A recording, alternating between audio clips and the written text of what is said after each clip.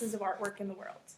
I spent a lot of time over the years examining it, and it's a sense of pride in my family. My dad likes to take out the list of all the prominent San Francisco figures and walk around our parties telling everyone about it. I'm a fifth-generation San Franciscan, so my family can recognize that this city's history is my history. And what a beautiful city it is. I didn't even recognize one of my favorite characters from this portrait until my senior year of high school in psychology class when I learned about him. Joshua Abraham Norton is the self-proclaimed Emperor of the United States, and he is a symbol of my city's quirky soul. Today I will get to share with you Joshua Abraham Norton's life story, possible mental diagnoses, and the influence he has had on San Francisco culture and pop culture as a whole. Alejandro Lazo and Daniel Huang discussed Joshua Norton's early life in their 2015 article, Who is Emperor Norton? Joshua Norton was born in England, although he was raised in South Africa. During the gold rush, he moved to San Francisco hoping to find an economic gain, and he did just that. He made a sizable fortune in the real estate trade. However, he also made a bad investment in rice and lost all of his money. In 1856, Joshua Abraham Norton declared bankruptcy, and then he disappeared from records for 3 years. The next historical record of Mr. Norton was on September 17, 1859. He walked into San Francisco Bulletin, a local newspaper, and declared himself the Emperor of the United States of America. The paper found it humorous and decided to publish it, and in typical San Francisco fashion, the locals ate it up. Emperor Norton wore a stained uniforms officer coat with gold epaulets, a tall beaver hat with an ostrich plume, and a cavalry sword at his hip, as described by Lazo and Huang in the previously mentioned article, and as you can see here in this picture.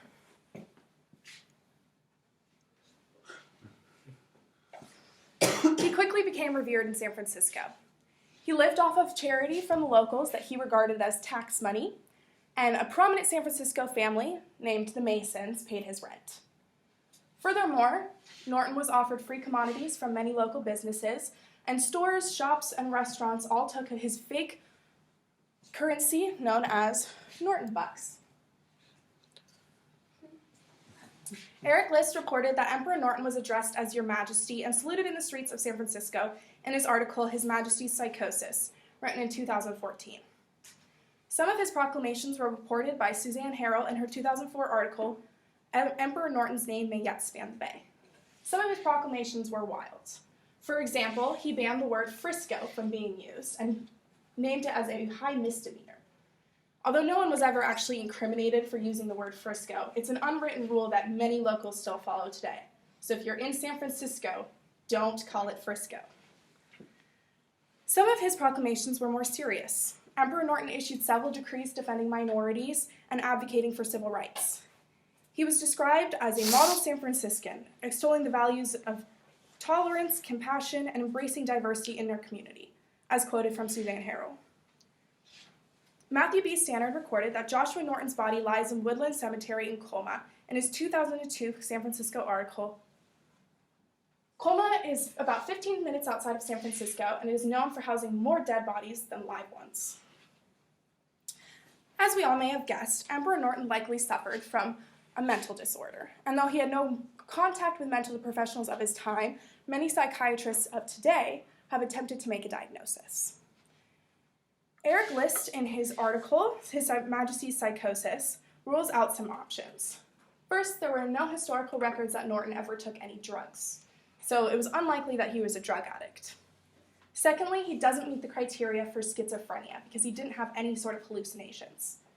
He likely had a rare disorder known as delusion disorder, in which an individual experiences severe delusions without hallucinations for a long period of time. List makes the argument that it's possible that Norton could have just been a very clever con man. However, it's unlikely, as most evidence points that he truly believed in his delusion until the day he died. Despite the fact that his emperorcy was a delusion, Mr. Norton was highly regarded during his time and fondly remembered of today. There is a movement to name the famous Bay Bridge after Emperor Norton, because during his lifetime he actually made a proclamation suggesting that we should build a bridge between Oakland and San Francisco, which is the Bay Bridge today. Additionally, there are many, many San Francisco events inspired by Emperor Norton. In Alfred Frankenstein's San Francisco Chronicle article in 2008, he describes one of the most famous San Francisco ballets that was inspired by Emperor Norton. Additionally, there was a Christmas festival this year known as Emperor Norton's Holiday Bazaar that I actually attended in December that is known to commemorate Emperor Norton and celebrate his life. Outside of San Francisco culture, Emperor Norton had an effect on pop culture as a whole. Mark Twain apparently wrote his character, the King, and Huckleberry Finn after Emperor Norton, as Fred Dickey explained in his 2006 American History article, Norton, Ruler of All He Imagined. Norton is an eccentric character who I often think about, and my family often talks about in family discussions. My family has been in San Francisco for 5 generations, and we have lived through so much of San Francisco's history and its characters. Norton is just one example of the stories that make San Francisco who she is today. Emperor Norton's life, possible mental diagnoses, and the effect he has had on history and culture in our world today is something that I am lucky to share with you all.